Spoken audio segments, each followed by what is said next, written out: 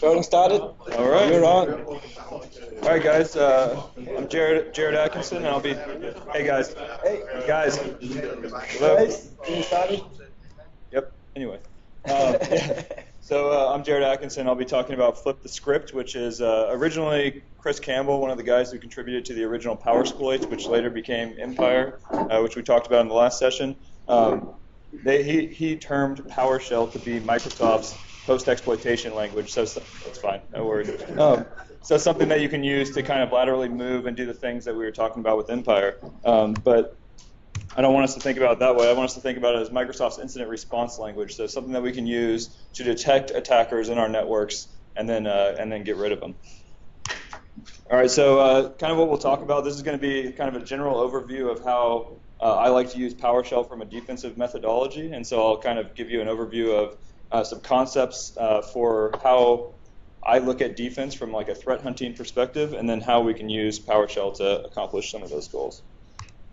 All right, so going through, PowerShell from a security perspective has gotten kind of a black eye over the past few years. And so things like PowerShell, all these people work with me, so they're the culprits. But PowerShell Empire, the Interpreter project, this Microsoft's post-exploitation language, PowerSploit, all these different projects have kind of caused the security community to think of PowerShell as more of a threat than something that they can use for good. And so if anybody here heard of Hacking Team? Yeah, so they're a company out of Italy that ended up getting hacked by a guy named that goes by Phineas Fisher, and he released all of their tools that they used, and they were selling hacking tools to governments. And so he ended up saying that the best tool these days for understanding Windows networks is PowerView, which is written by one of my coworkers, Will Schroeder. So just kind of the idea that legitimate attackers, like real bad guys out there, are using PowerShell to hack into networks. All right, so that's kind of caused a lot of folks to think about, should we just disable PowerShell? You know, if PowerShell is so bad and attackers are using it and they're able to run things in memory, like invoke Mimikatz, should we just disable this thing? And so a lot of people are saying, oh, PowerShell is disabled on my domain. My security people don't want us to be using PowerShell remoting, all these different things, right? And so the problem with that thought process is that a lot of people try to, blacklist PowerShell.exe, but in fact, PowerShell is not PowerShell.exe. PowerShell.exe is a console application that allows you to instantiate a PowerShell run space and then run PowerShell commands. There's numerous different projects. So, for instance, the one in the top left here is by a guy named Ben Tin, and so he wrote an application called Not PowerShell in C#, and so it does what PowerShell does without being PowerShell. Another guy named Lee Christensen who works with me. Christensen, I think, is a Danish name, right? I don't know. He wrote Unmanaged PowerShell, which allows you to start up the .NET Common Language runtime in a C# application's process memory space, right? And so I don't think it was talked about, but you can actually inject Empire into a completely different process and run Empire under the process memory space of like the LSASS process or SVC host, and that's all based on being able to use unmanaged PowerShell. So kind of the idea here is that disabling or blocking PowerShell.exe from running is kind of fool's gold, as we would say, to where it's not actually getting you the goal that you're trying to accomplish. All right, so when as a defender and even as an attacker, you kind of have to think about how an attack takes place, right? And so Lockheed Martin, a defense contractor, came out with this idea of the cyber kill chain, and so kind of overarching points in your process that you have to accomplish. And so basic idea is no matter what you do as an attacker, you're going to have to accomplish these objectives. So you have discovery, so like who are some users that I might be able to phish to get access to the network? What domains does this company, my target, use? Delivery, which would be sending, like for instance, sending an email to those users. Exploitation is having them click on that HTA file that was demoed in the last presentation. And then C2 is that command and control. So in the context of Empire, that 5-second delay where the system is calling back to get a tasking, that would be that C2 element. Then you have privilege escalation, which is when you want to go from a non-privileged user to an admin of some sort. And then lateral movement, which is where he was talking about using WMI, PowerShell remoting, those types of protocols to be able to kick off a process on a lateral system, right? So a different system than what you're on, and then get access to that system. And then at the end of the day, ultimately, the reason why attackers attack companies and governments is to gather some sort of data, right? And so, like we work with healthcare companies a lot, and so they're trying to steal like personal information, like for us, like the social security number or tax IDs or things like that. So let's talk about how, from kind of the overarching perspective, defense has kind of evolved over time, right? And so originally we kind of started with defense in depth, and so the idea was if I put a firewall and an intrusion detection system and antivirus, a bad guy is not going to be able to get in my network, right? I'm just going to build up this, like the U.S., we're going to build a big wall between Mexico, and nobody's going to be able to get past that, right? I guess. Yeah, right. Yeah. Isn't it supposed to be a fence now? I don't know. I guess Mexico isn't paying for it now, so we need to make it cheaper. Yeah. So the idea is we're just going to build up this gigantic wall around our networks, and nobody can ever get in. But we've kind of found that ultimately a user is your network's worst enemy, right? So users are going to we talk about Deborah, right? So on one op we had this lady Deborah that we sent a phishing payload to, and she couldn't get the file to open, kind of like I was talking about earlier, and she clicked it like 70 times, right? And so we had 70 callbacks from Deborah's computer at the end of the day, and so there's always going to be a Deborah. And so the problem with defense in depth is that you're really only focusing on, I don't know if it's easy to see, you're only focusing on discovery, delivery, and exploitation. That's really what you're trying to stop at the end of the day. And so we kind of moved on to a new thing called incident response, which is we've detected, some magical way we've detected an attacker in our network, and so we need to kind of, limit the amount of stuff that happens, right? And so this is really focused kind of on that data exfiltration piece, to where we want to figure out what data has been taken from our network, if we can stop more data from being taken, and what the scope of the incident is. The problem is that it's often too late, right? So incident responses happen because gigabytes of data have been taken from your network, and you kind of missed the boat there. All right, so we talked about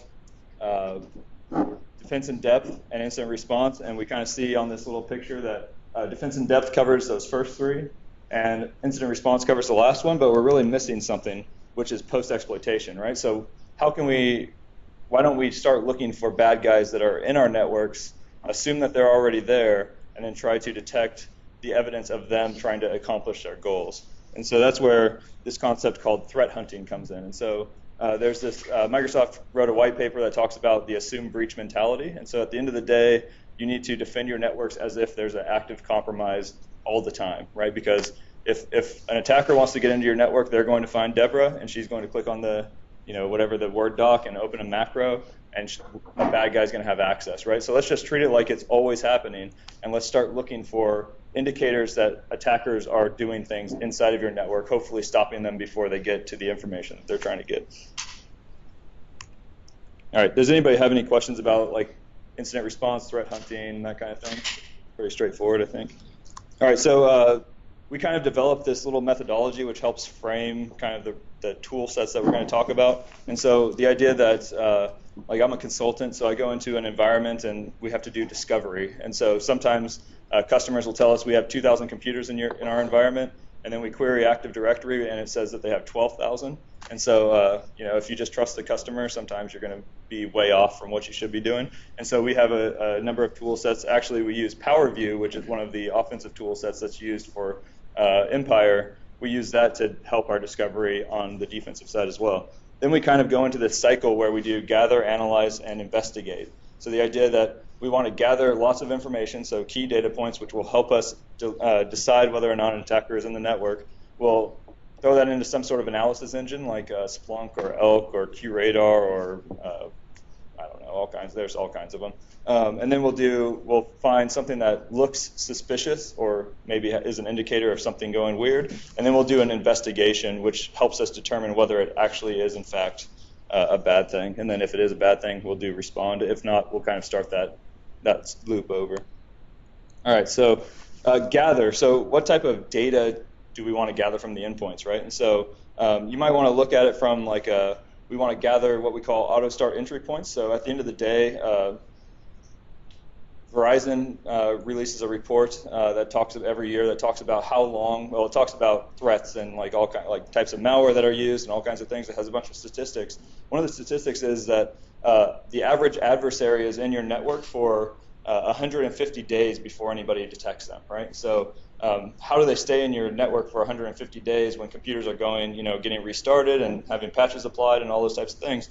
Well, they're going to establish some sort of persistence mechanism, right? And so they're going to use maybe the registry run key or WMI or something along those lines to allow themselves to come back once the system has been rebooted. And so from our perspective as threat hunters, that's an easy kind of starting point for us to look for those persistence mechanisms. Another thing we want to look for is code injection. So, like for instance, Empire, Meterpreter, lots of nation-state level implants are going to be using code injection to try to hide from your process listing. Then we could talk about kind of things like processes, services, creation and termination events, network connections, registry, file system details, and then different logs. So like your web logs, your proxy logs, your DHCP logs, those types of things. All right, so PowerShell gives us two really, really nice protocols to use for gathering this information. One is WMI, which has been available since Windows 95. So hopefully you don't have a Windows 95 system in your environment. So keep that away from, we'll just put that off in the corner by itself, I guess. And WMI is almost always available, so you can pretty much trust that it's going to be there. The one issue with WMI is that you're limited to the classes that are exposed by WMI. So in PowerShell, you could do like get sim instance win32_process, and that'll list out all the processes, but you don't have the flexibility of scripting like you would have in .NET or PowerShell. On the other hand, you have WinRM, Windows Remote Management, which is available down level all the way to Windows XP. One issue is that it's not enabled in every environment, so it's enabled, I think, on Windows 8.1 and forward. And then it unlocks, the cool thing is that it unlocks your full functionality of PowerShell. So the best part about WinRM is if I could script it in PowerShell, I can run that over WinRM using the invoke -command commandlet.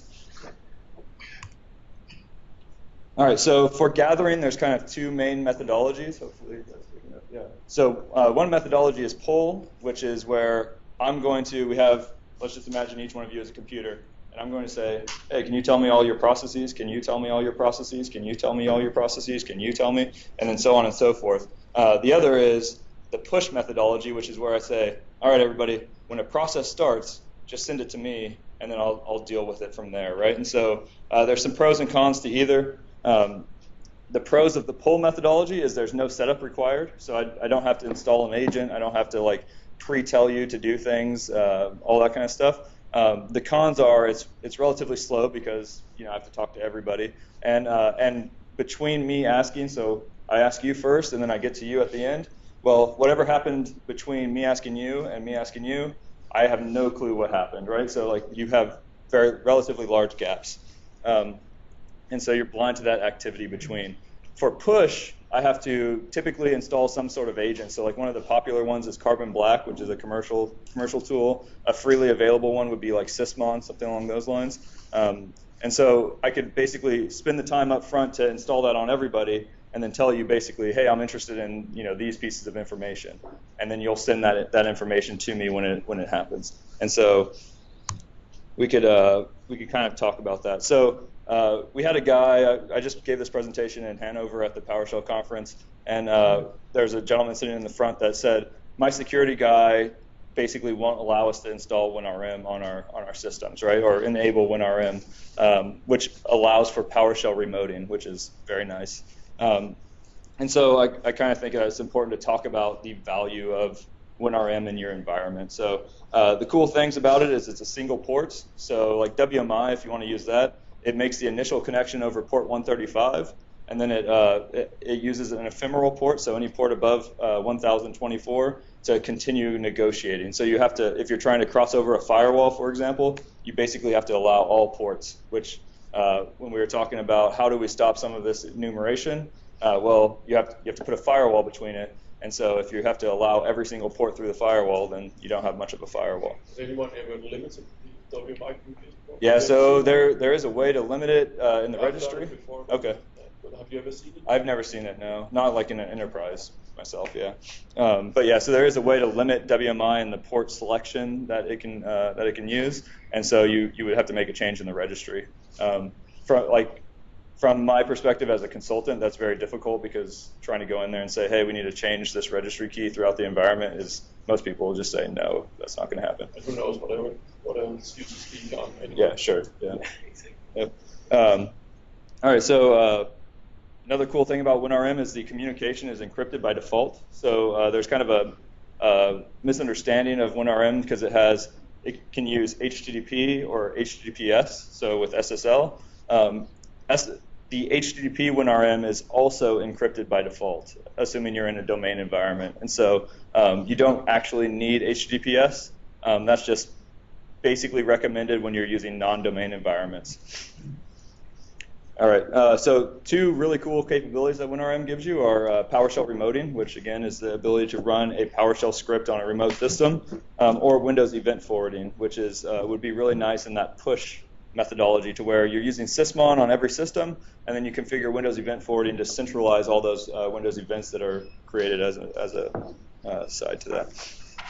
All right, so and then the other thing is when people say, oh, we don't want WinRM because bad guys can use it, at the end of the day, everybody allows SMB, right? So for instance, who here has heard of shadow brokers recently? Yeah? So shadow brokers is somebody within the NSA that's basically taking information and revealing it to the media, right? And so they just revealed a tool called Double Pulsar recently, which uses an exploit called Eternal Blue, which is an SMB version 1 exploit, right? And so you could basically own there's now a patch for newer versions, but with that exploit you could own anything on SMB. Another really popular exploit back in the day was MS-08067, which was used by the configure worm. And so if you had Windows XP, like you basically couldn't put that on the internet without it getting just completely owned by configure. So SMB has been like one of the most highly targeted protocols over the past few years. Another one is interactive logon. So we see, administrators want to use RDP, for example, and so RDP creates an interactive logon, which then makes your password susceptible to the Mimikatz attack. And so every time you use RDP, the system that you RDP to now has your password loaded up in memory, and an attacker can now take that down. The idea behind that is that typically when you RDP, you're doing that as an administrator, which means that you're kind of spreading your administrator credentials all over the place, right? And so that's typically not ideal. WinRM, on the other hand, does not do that. All right, so talk about a couple different tools that you can kind of accomplish the gather step with. One is called SimSweep. So this uses WMI to be able to gather information throughout the environment. Somebody brought up sysinternals. So the auto runs, there's like a GUI and there's a console version. We have like a SimSweep WMI version of auto runs, and it gathers all the same information. So you can kind of have that. You could also gather processes, all that kind of stuff. The cool thing about Sim is you could choose to use WinRM or DCOM as your transport protocol. And so you have the flexibility all the way back to Windows 95 to gather information. And so it's pretty flexible. Another thing that we're working on, so there's a guy named Lee Holmes who was one of the original security guys for PowerShell at Microsoft. He, along with a couple of guys that are PowerShell MVPs that are kind of focused in the security realm, we're building this tool set called PS Gumshoe. I have no idea where the name came from, but that's what they chose. And so basically it's just a Windows PowerShell module that gives you a bunch of very security-focused scripts. And so there's kind of different categories. So there's like analytical scripts. So one analytic is the Damerau-Levenstein algorithm, which basically allows you to say, how similar are these two strings? So for instance, in that Verizon report, it says that svchost.exe is the most common malware name, right? Because there's like 7 million of those running on every system everywhere, right? And so if I'm a bad guy, I'm just going to start up as svc host, and everybody will just be like, oh, okay, that's normal, right? There's just 15 now instead of 14. And so another thing that they might do is instead of LSASS, LSASS, they may do lssas.exe, right? So that they're running out of system 32, and you might overlook it if you're just casually looking through. What the Damerel-Levenstein algorithm allows you to do is say, how similar is LSASS to LSSAS, right? And it'll say, oh, there's only one character difference here. And so that kind of allows you to make that determination. What happened? You dropped out of the meeting. Oh, no. Am I in now? You are in the meeting, but you're not presenting. Maybe just click present again. All right, this. Probably Skype's fault.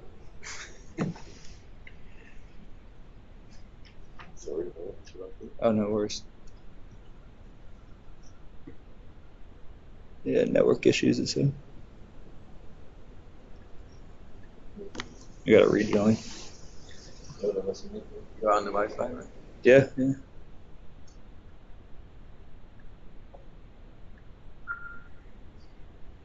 I have that already. I don't know, that's strange. You're back on. I'm on? Screen, but you are in the meeting for some reason. That's sketchy. All right, I'm just going to open it again here. Maybe you can just click, yeah.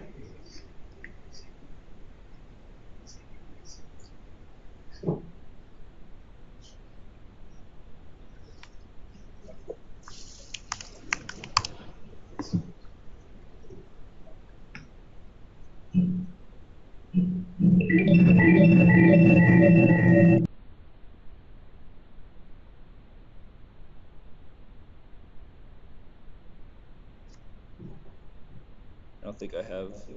Oh.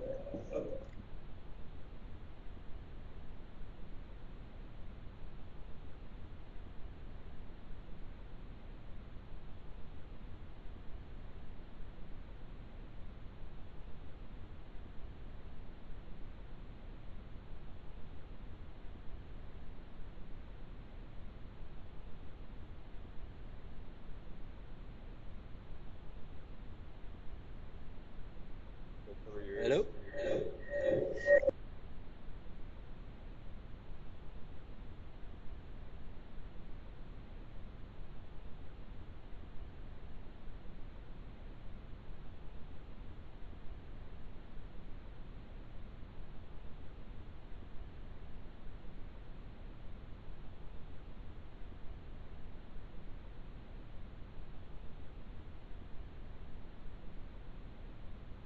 Hello? Hello? Is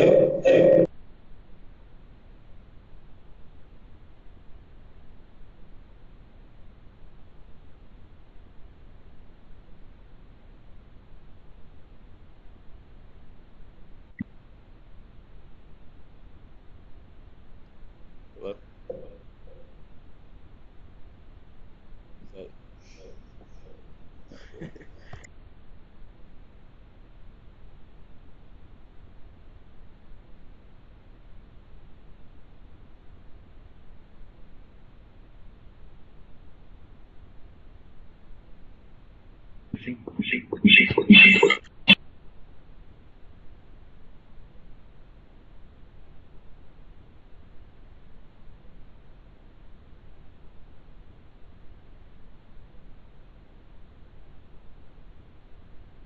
Hello? Okay. Yeah. All right. And you can still see my video? Yes. Okay, perfect. Better. All right. And now it's going to go back into presenter view. God. Yep. All right, we're almost ready. Okay, where was I? So the idea that you could basically take two strings and compare them is a pretty cool thing. It might be an analytic that you want to use. Other things that we might look at are like different artifacts that PowerShell by default doesn't have a commandlet for. So like named pipes, which are allow for inter-process communication, and you can use those remotely. A lot of remote access tools, such as like Poison Ivy, for example, uses named pipes for communication. And then attacker techniques, which is what I'm about to demo and talk about very detailed in the next presentation. So the tool or the commandlet that we have here is get injected thread, which looks for that process injection. So when we were talking about injecting Mimikatz into memory and just running it only in memory, we would be able to detect that technique, right? PS Gumshoe, we just kind of write the scripts and then allow you to figure out how to run those remotely, so ideally over WinRM. It's backwards compatible, meaning that we want the scripts to be able to run all the way onto PowerShell version 2, which is what the default is on Windows 7. And then if anybody is interested in talking to us about what we might need or what you would like to see, please feel free to reach out to any of us. Here's the GitHub down in the bottom. All right, so I'm going to skip this because I'm going to talk about it way more in detail in the next presentation. But you saw this earlier, right? Empire. So Empire was written by a couple colleagues of mine, and so one of the cool things about Empire was originally it was basically relatively undetectable because it's running you can have it run in memory, and then it's not in the process listing. You can't gather any information about it, and so we wrote this tool called Get Injected Thread, which allows you to look for that memory injection technique. And so the next presentation I'm going to talk about is going to talk about what types of memory injection techniques there are and how Get Injected Thread detects it. So we'll go into a little more detail. All right, so the first thing the attacker is doing is going to just create a PowerShell launcher. So in the previous demo, we talked about the HTA launcher. The PowerShell launcher is just for demo purposes a little bit simpler to just run really quickly. And so he's on the victim system right now. He just ran it. You see that our initial agent called back. So now he's interacting with it. He's going to do a process listing. Now he wants to basically do process injection. So he's going to go look for the LSASS process and inject into it. The reason why LSASS might be nice for an attacker is that's where passwords live. Another reason is that you can't just kill, even if you were to detect him, you can't just kill LSASS because that'll blue screen your computer. And so there's a little bit of security there for the attacker. Now he just got a second agent to call back, and you can see on the right-hand side that he's in LSASS now, right? So he's just going to kill off the agent that is in the PowerShell, and then just kind of show that the PowerShell isn't running anymore.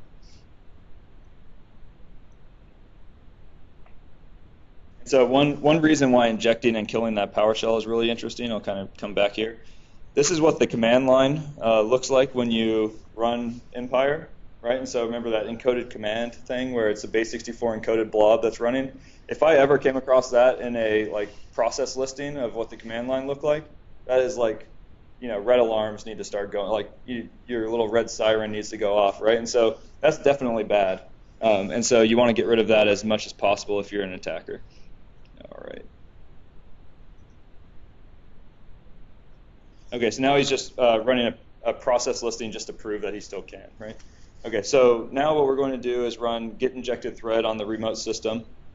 It's going to come back and say, hey, LSASS has been injected into, and it's going to tell us things like what the thread ID, the thread for that that's running that malicious code is, and it's going to tell you things about the memory segment that thread is associated with. So, for instance, read, write, execute memory pages are not a good thing usually, and we see here that the memory page is committed, but there's no file that's associated with that memory page.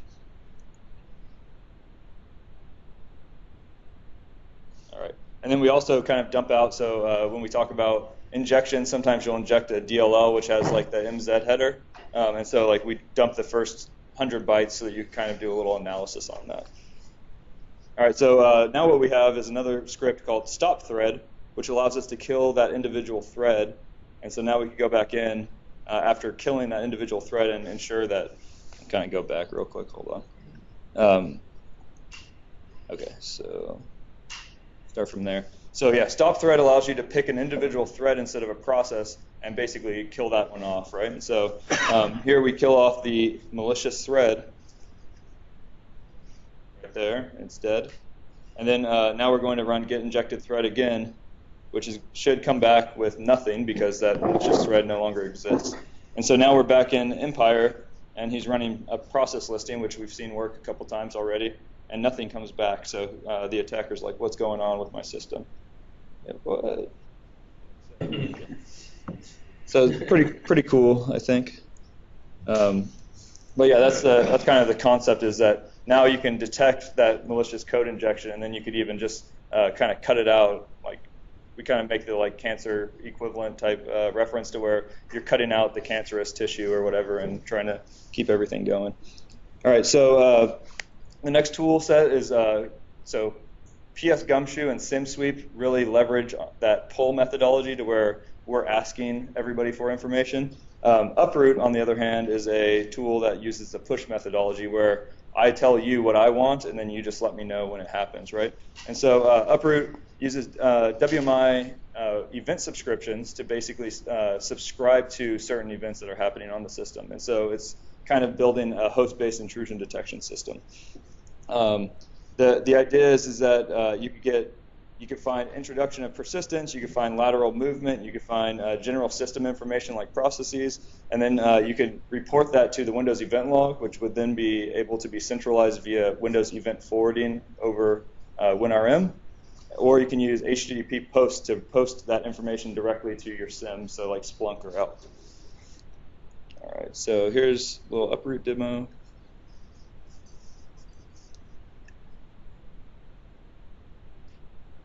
All right, so first thing we're going to do is try to detect lateral movement. So one of the lateral movement techniques that you can use in Empire, for example, is using WMI. You call the Win32 process classes create method to create a application or run a program on a remote system. And so here we're kind of defining what we want our subscription to involve. And so you have, they call it WQL, WMI query language, that looks like SQL here. And so specifically we're interested in the MSFT win provider exec method async event pre, which means every time a WMI method is fired, I want to know about it. But then we filter down and say we want to only know about the Win32 process classes create method. So we're kind of narrowing our scope there. And so WMI event subscriptions have kind of three parts. The first part is a filter, which we just did. The filter is going to tell the system what information we're interested in. The consumer, which is what we're looking at now, is going to tell the system what to do with that information when an event matches a filter. And so in this case, we're going to write a Windows event log, which has things like what time it happened, what system it happened on, and what was the command line that was run over that method. All right, and then the third part is going to be what we call the binding, which basically tells the system, hey, we have this filter, this consumer, I want those two to be married together. And so now the system has associated those two with each other. Now what we're going to do is use the Win32 process create method to run cmd.exe and just kind of do a little local demo. So, yep.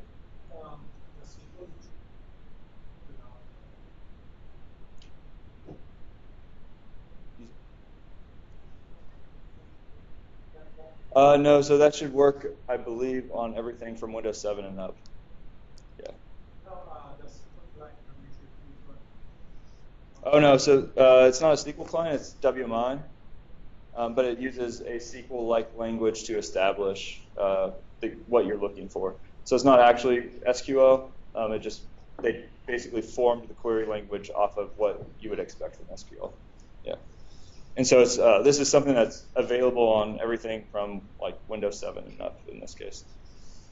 All right, and so, all right, let's go back here. Okay, so we're going to basically use that method to do some fake lateral movement. All right, and so let's just say that's our Empire agent. And so now we're going to go see if we caught that. So we could check the event log to see if our event was written there. And we see that somebody ran cmd.exe using this technique, right? And so it's kind of cool that you can keep track of that. Okay, so then, so what about if you're the guy whose security people won't let you install WinRM, right? So we have another technique that instead of writing to the event log, we just send the data straight to wherever you want it to go. And so this one's going to be a little bit more generic, but the idea here is that you could use what they call the active script event consumer to run arbitrary VB script every time an event occurs. And so this is super ugly code because that's how VB is. But we're going to use the Microsoft XML HTTP COM object to establish or send an HTTP post every time an event occurs. So we'll scroll down. You can set things like the user agent and all that kind of stuff here. And then down here, what we're doing is every time an event occurs, we're going to take that event and turn it into a JSON object and then send it out, right? And so this is the code that just takes that object and turns it into JSON. The worst part about VB script, this is why PowerShell is so much better. Like, see this? That is two double quotes. But you have to do 4 for some reason because that's just how that works. But yeah. It's just one, isn't it? You said what? It's just one. Yeah. 2 double quotes and then 1. Yeah. Which is double. It's like, and then trying to debug, it's a pain in the butt. Yeah. This is like 30 lines of code, and it took me like a week to write and get it right. All right, and then that sends that data out, right? And so quickly, we're just going to kind of check out what the filter looks like.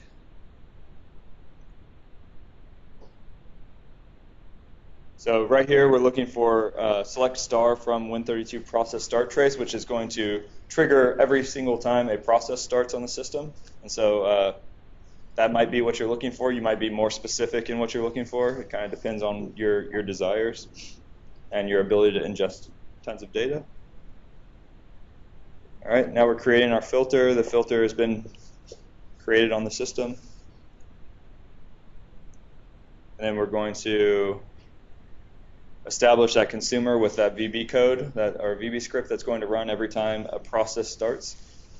And it's going to ask us, hey, where do you want to send this? And so in this case, I'm just going to send it to localhost port 8000. And we see that that's just added to the script here. So you can send it anywhere. You can send it directly to Splunk, for example. Does everybody here know what Splunk is? I would keep referring to it. Yeah. Log aggregation. Yeah, so yeah, it's like a log aggregation type tool that you can then query over very large amounts of data. Almost like Microsoft is trying with OMS. Yeah. And so here I'm going to use a tool called PowerCat, which is just like Netcat. So I opened up a socket on port 8000, and that's the data that came to me, right? So this system happens to have it's my test system, so there's CMDs that are just popping up all the time from like old demos. And so cmd.exe started, and I caught it. So, does anybody have any questions about Uproot? It's kind of cool because it's free. You could set it up all remotely without technically installing anything. You're using a technology that's already there, and then you're just kind of telling it, hey, I know you're already there. You're not really doing anything right now, but if you could do these things for me, that'd be great, right? And let's just send that to our logging. Sure. Yes.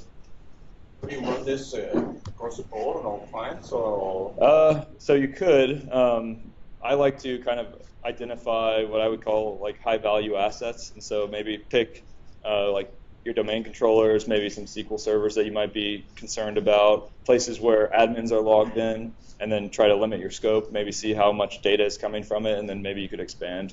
So like we have a client that has like 60,000 endpoints in their network, and we've put it on like maybe 2,000 or so before. We haven't been brave enough to put it on all 60,000 yet. So yeah, but it's still a work in progress. It's just kind of conceptual, something that might be interesting. All right, so that was kind of the gather phase. So let's assume that we have all the information that we want, and now you need to analyze it, right? And so when it comes to like large data analytics, PowerShell is probably not your best friend. And so I didn't want to just skip over this phase, but kind of go over a couple things that I think about. And so the first step would be to exclude known goods from your data set, or at least mark known goods. And so you could say, for instance, like we use VirusTotal to be able to compare hashes. So like part of our PowerShell scripts are grabbing hashes of every process that's running, and we may take those hashes and compare them to VirusTotal. If they're like signed by Microsoft or like some known vendor, I guess, then we might just mark them and say, hey, this is signed by somebody we trust, right? And so then we can, like when we're doing our queries, we can say, I only want to see unknown things, or I only want to see bad things, right? And so you can kind of filter down your data that way. The reason why you don't want to just blanket exclude things is because PowerShell, for example, is signed by Microsoft, but that doesn't mean that it can't be used in a negative way or a malicious way, right? And so you still want to have that information to look at. So then you want to basically take your easy wins, and if something comes back from VirusTotal as like known malware, obviously you want to take that. And then we like to take MITRE, which is a defense contractor in the US. I don't know if they're international. They have this thing called the attack matrix. And so what they've done is they've taken that cyber kill chain, and then they've broken it down into TTPs, or tactics, techniques, and procedures.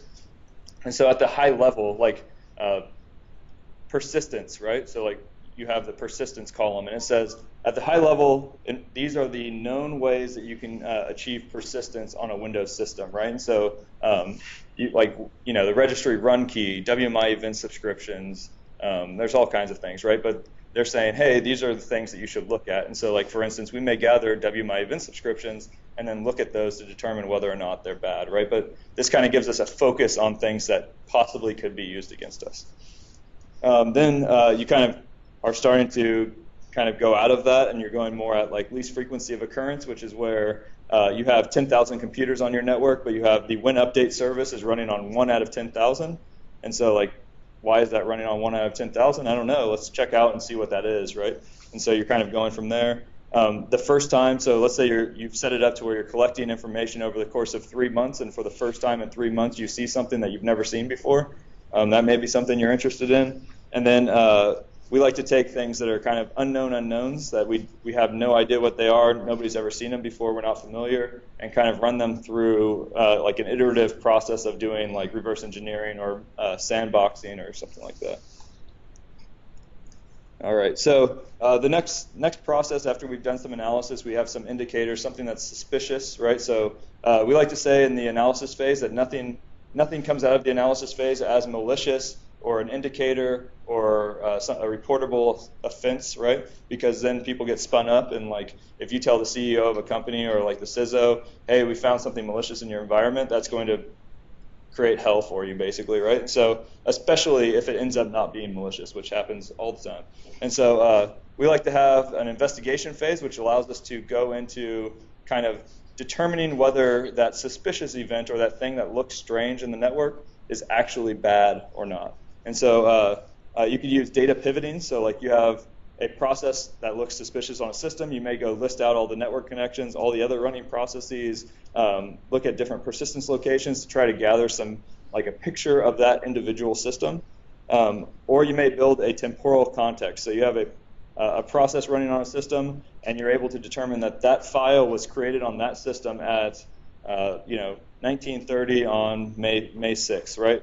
And so now I have a starting point. I know that something that is suspicious happened at 1930 on May 6th, but I want to go back and say what happened in the hour leading up to that, so that I can start to build some context temporally around what's going on.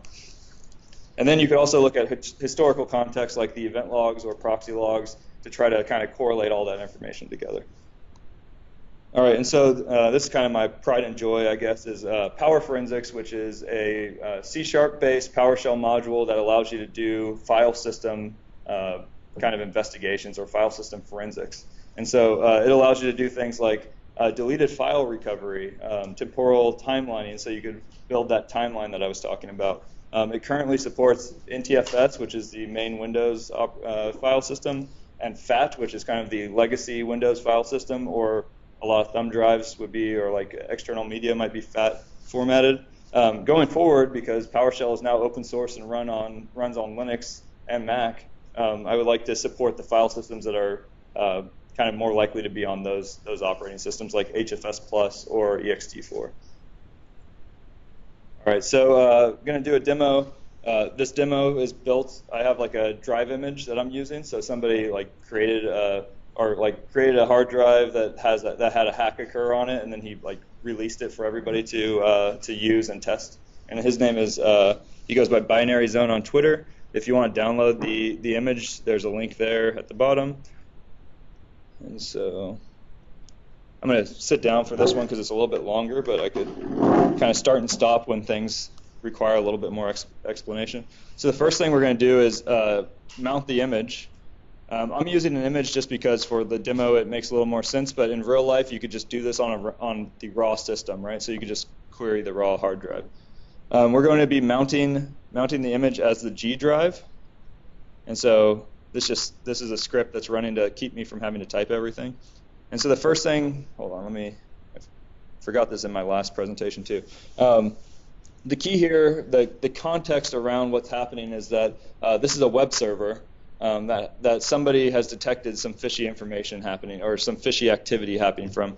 And so the first thing that we're doing here is we're kind of going to the G drive and saying, hey, what directories do you have in the root of the G drive? And so the first thing I see is the XAMPP directory, which is where the web server lives out of, right? And so if this is a web server compromise and we're worried about like web shells or like some sort of access there, that may be the first place to look. So it's also a demo, so I'm trying to kind of limit some of the, oops.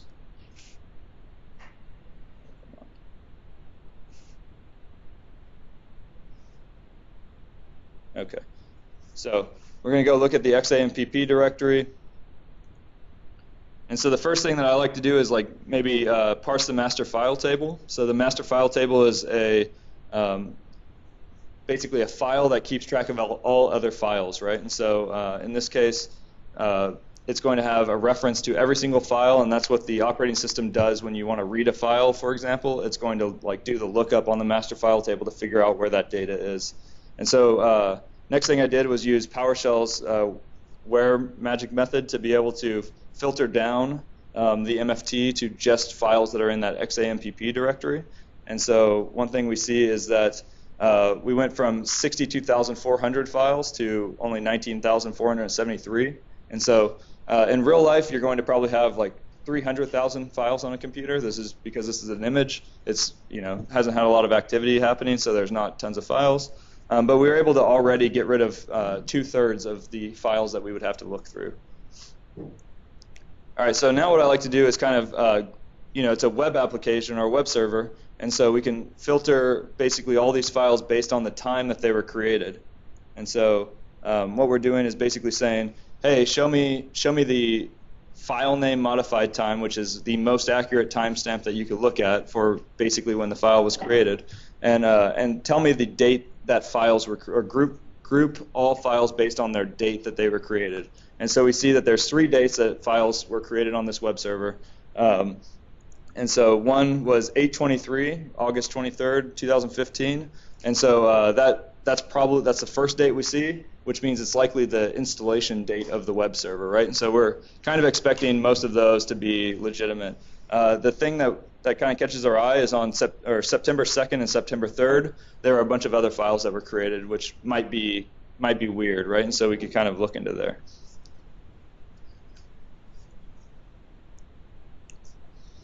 All right, so now we're kind of down to about 2,000 files that are kind of interesting us.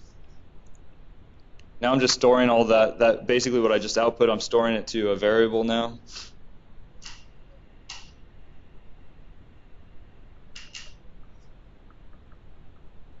All right, and then I'm going to look at all the different file names for the first group of files, right? And so this is anything that was created on September 2nd, 2015.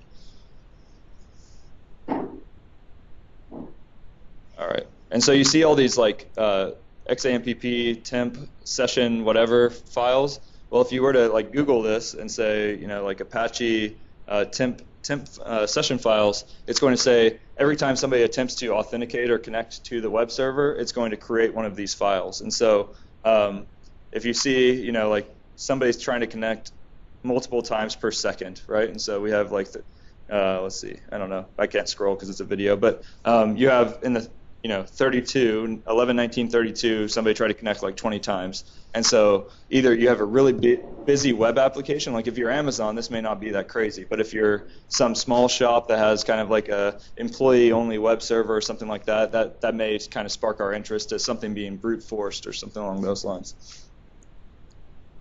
All right, so let's look at the second. And so what we see here is that there's one last session, and then we see a bunch of files being created.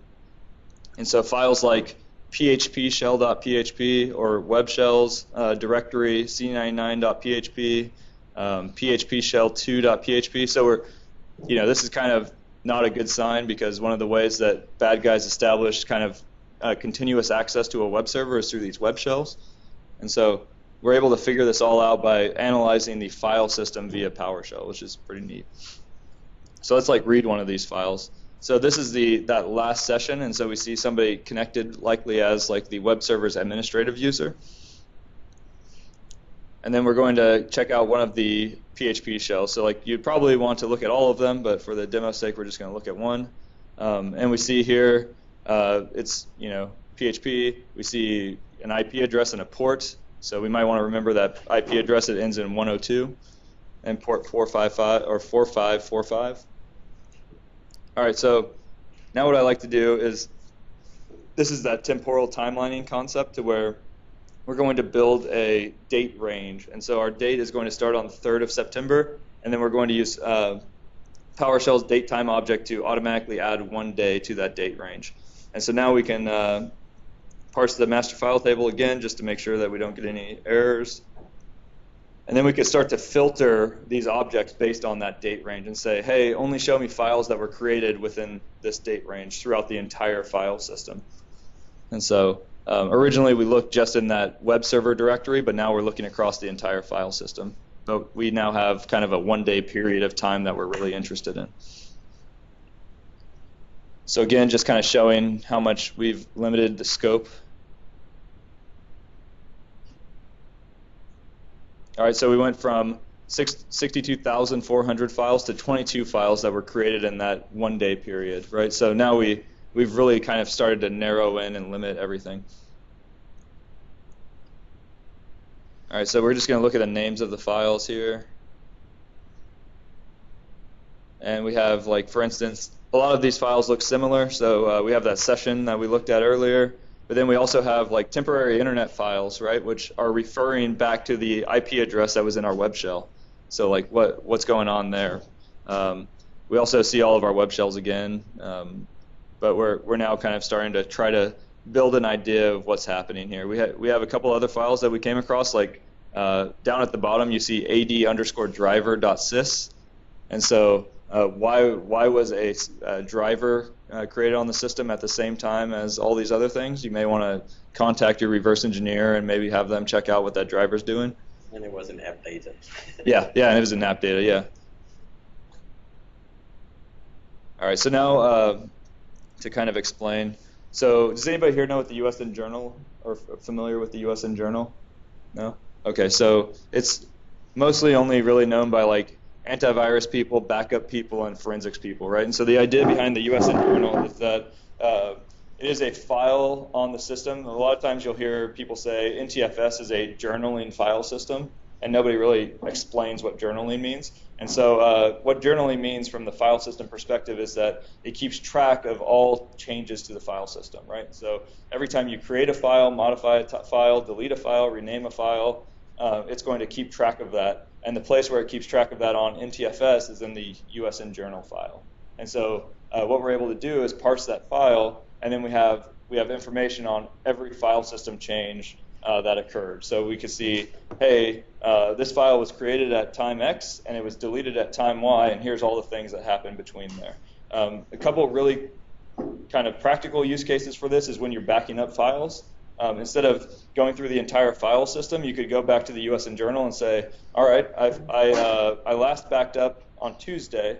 What files have been changed since last Tuesday, right? And then you can do the backup based on that, and it's incremental. Antivirus also does this and says, I last scanned last night at 10 p.m., and so now I need to know what changed on the file system between now and 10 p.m., for example. And so for us, we're able to kind of build a little context around what happened around files that may not exist anymore, for example.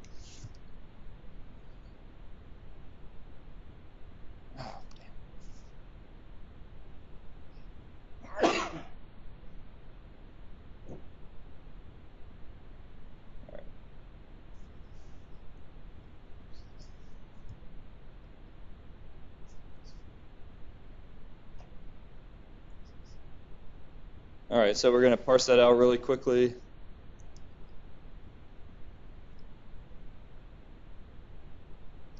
All right, and now what we can do is basically apply that temporal window, so that time range, to the USN journal as well, and kind of limit the amount of information that we see.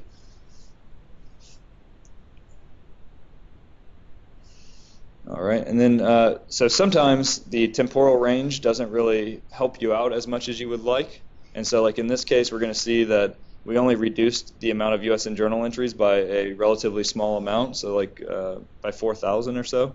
And so we still have 8,000, so we need to think of another way to look at the data that's going to kind of help us out. And so again, PowerShell has this like really powerful grouping capability, and so you could group based on different things. And so in this case, we're grouping based on file name. And so we see here that one file, servermanager.log, has been written to and updated 8,000 times over that period. And so out of our like 8,400, we now know that it's 8,273 are servermanager.log. We see this like tmp brj vl.php that's been deleted. PHP 331 is something that's new, but then we can see that it's been renamed to php shell.php, right? And so it's very easily telling us, hey, PHP 331.tmp was created, and so like if you were to break into the actual object, so right now group object is just kind of showing you the string of the object, so like the string association. If you were to break into it, you would have the exact time that that file was created and the exact time that it was renamed as php shell.php. And so you have very granular information over what's happening. All right.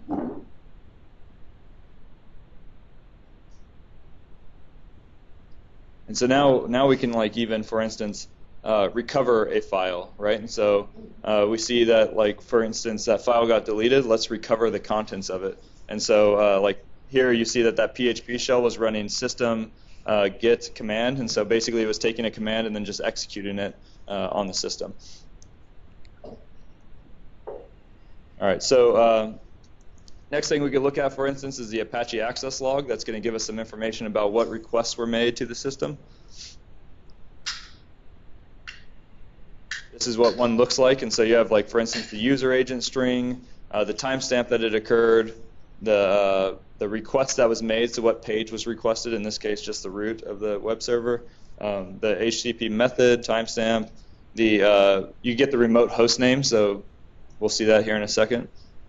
But I'm going to group by HTTP method, right? Because if we're dealing with like people uploading and downloading files, a lot of times like a post method might be something that they're using to upload large amounts of data. And so now we can look at just post requests to the web server.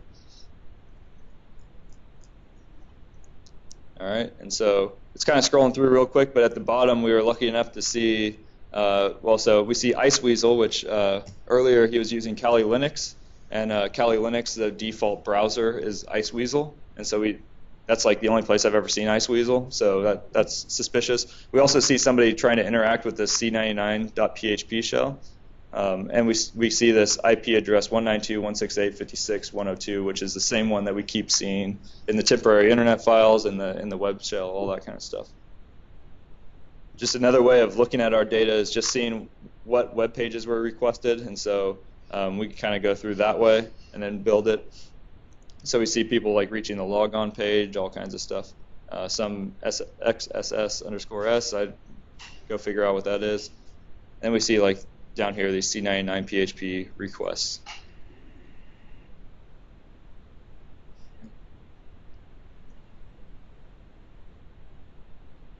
All right, so now we're kind of doing everything manually now, but of course there's a way to automate the automation. And so first we're going to look at a file record, which is an MFT record, and we see that there's tons of different timestamps. In this case, there's 2 different timestamps here.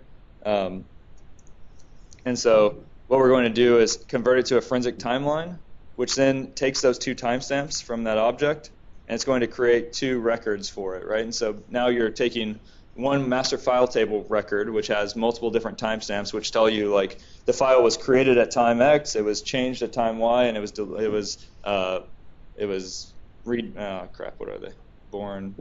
It was last accessed at time Z or whatever. And now now what we're doing is we're breaking that out so that we're grouping everything based on the time that it occurred. And so, like, for instance, here we see C99.php was modified and changed last at 7:20:45, and it was accessed and born at 9:57:28, right? And so now we're kind of breaking it out so that we could build a real timeline based on this.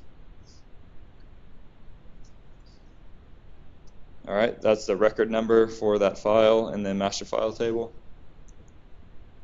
We have the timestamps.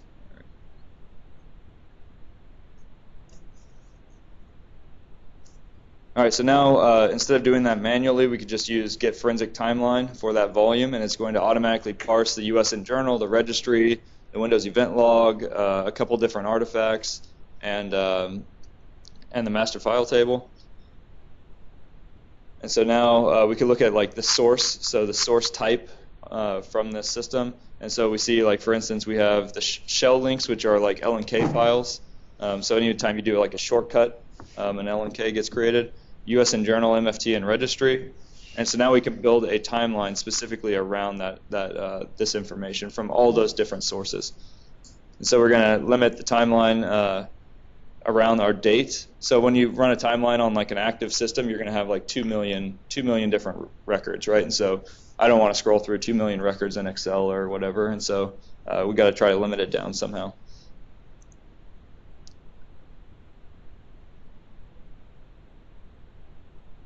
All right, so we go from 244,000 to 8,731. And then we can, kind of the quick and easy way, speed this one up here, is you could export it to an Excel spreadsheet, and now you can like start going through. You could start at the time that you're really interested in and kind of work your way through, make annotations about what's happening, all that kind of stuff. You could also, like, if you don't want to see server manager.log, you could just exclude that and all that kind of stuff. So, yeah. Anybody have any questions about power forensics and that kind of thing? Anybody think it's pretty cool? Yeah, cool. Okay. So I was playing around with power forensics is timelining features, and this guy named Ryan Benson reached out to me, and like he had done a blog post on using this tool called Gorse, which is a data visualization tool that people use a lot of times for GitHub when you have multiple contributors to be able to see kind of like a visualization of contributions from different individuals. And so he started using Gorse for visualization of timelines. And so I just kind of wanted to show this particular situation where it's like a brute force on a web server is relatively interesting from like a visualization perspective. So we made like a Gorse, an ability to like output all of our data to Gorse from the timeline. All right, so here we are. This is the master file table creating a bunch of files, right? So now remember we had that like brute force of all those session temp files. Well, that's the brute force right there, right? And then immediately after, hey, he stopped. Well, here in a second, he's going to roll up to the top and start creating all those PHP shells. And so you see like PHP shell, you see web shell.zip, all that kind of stuff. And so just kind of showing that you had all this activity in one area that was creating a bunch of sessions and brute forcing, and then you see immediately after that the web shells are created. And so while visualization is not like the end-all be-all and it's not going to work in every situation, I thought it was pretty convincing here in this situation. All right, so this is kind of the wrap-up of this presentation. And so we kind of talked about what threat hunting is, some of the different techniques that we would use for that, the push versus pull methodology for gathering information, some analytical tips, and then investigating with power forensics on the disk level. Does anybody have any questions about this portion? All right, so should I just roll into the next one or take a break? 5-minute break? Okay.